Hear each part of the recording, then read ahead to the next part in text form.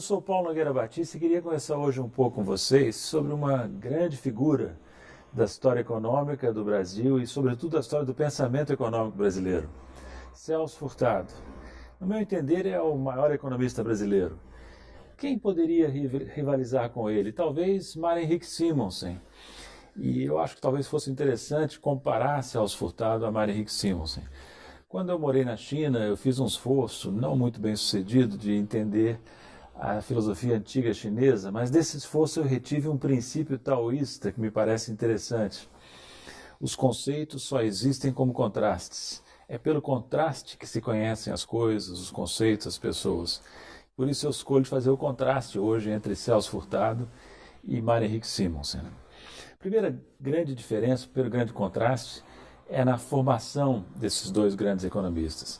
Furtado estudou, ensinou na Europa, na França, e passou também por Cambridge, na Inglaterra, onde teve contato com os keynesianos, com a primeira geração de keynesianos, Caldor e John Robinson, por exemplo.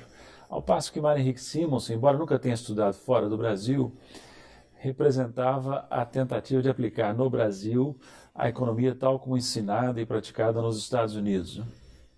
Então, Furtado praticava economia política, political economy, ao passo que Simonsen praticava economics, economia. Né? E Furtado costumava dizer, consistentemente com sua abordagem geral, que nunca havia sido apresentado a um problema econômico que não fosse ao mesmo tempo um problema político. Né? Furtado e Simonsen, ao adotarem essas abordagens tão diferentes, traziam também importantes diferenças metodológicas. Por exemplo, na obra de Furtado quase não se encontra matemática. Eu, pelo menos, não me lembro de nenhuma equação, por mísera que fosse, na obra desse grande economista. Já Simonsen se destacava pela aplicação de modelos econômicos e pelo ensino da econometria, seguindo nesse ponto a tradição das universidades americanas. Né?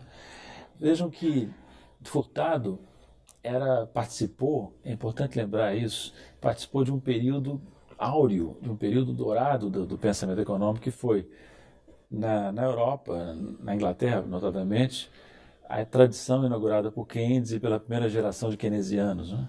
E na América Latina, por Prebisch, o grande economista argentino keynesiano que muito influenciou o Celso Furtado. Uma vez, há muito tempo atrás, quando eu tinha uns 25 anos, eu encontrei com o Celso Furtado num almoço na casa do meu pai, no Rio de Janeiro, e comentei com ele como era grande o contraste entre a economia, a fase da economia na qual o Furtado havia se formado e a fase da economia, do pensamento econômico com a qual nós nos defrontávamos no início dos anos 80, muito mais pobre, muito menos interessante. Como eu insistisse muito no assunto, o Furtado respondeu, comentou com um olhar, com um sorriso irônico: nem todos podem participar de um renascimento. E era disso que o Celso Furtado tinha participado, de um verdadeiro renascimento do pensamento econômico no mundo e, em particular, na América Latina. E ele foi um dos elementos centrais, um dos pensadores centrais desse renascimento. Não só no Brasil, mas também em outros países, sobretudo na América Latina. Mas apesar dessas diferenças de método entre Simonsen e Furtado, havia traços comuns. Entre eles eu destaco um que me parece significativo. Tanto Furtado como Simonsen eram ecléticos, tendiam ao ecletismo e não eram dados a posições extremas.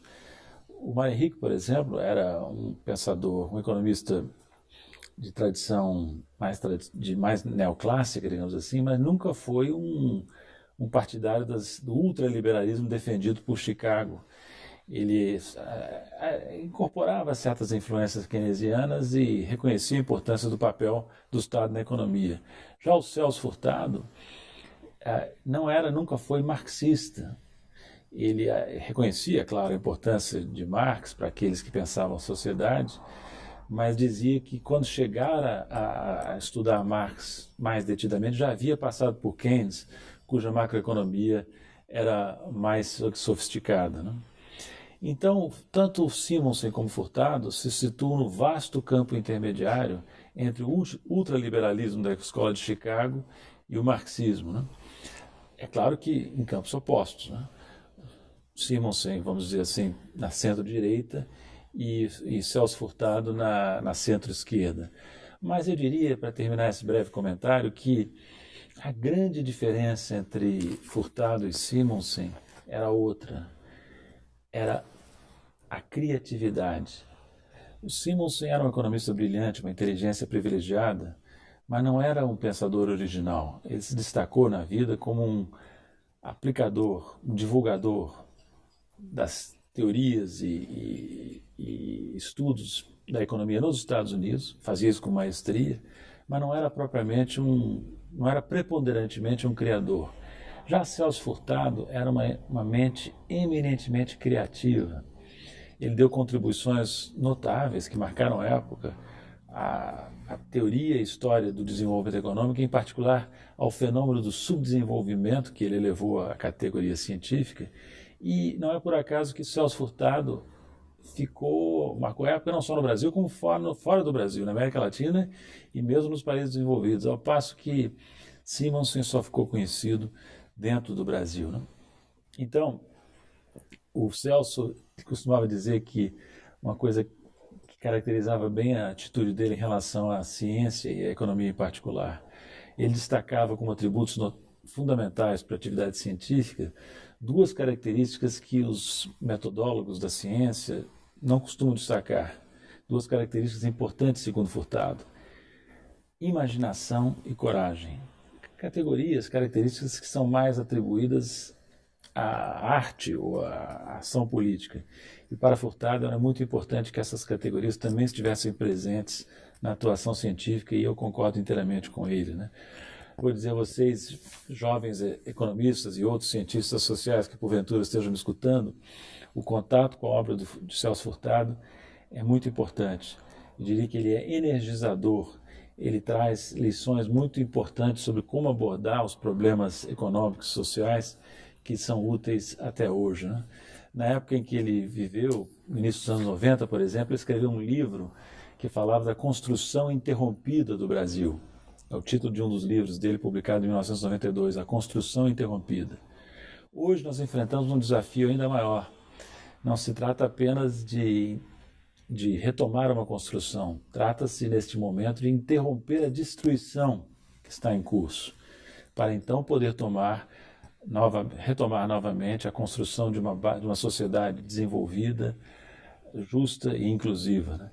E eu acho que Celso Furtado tem uma contribuição muito importante para nos estimular nessa direção.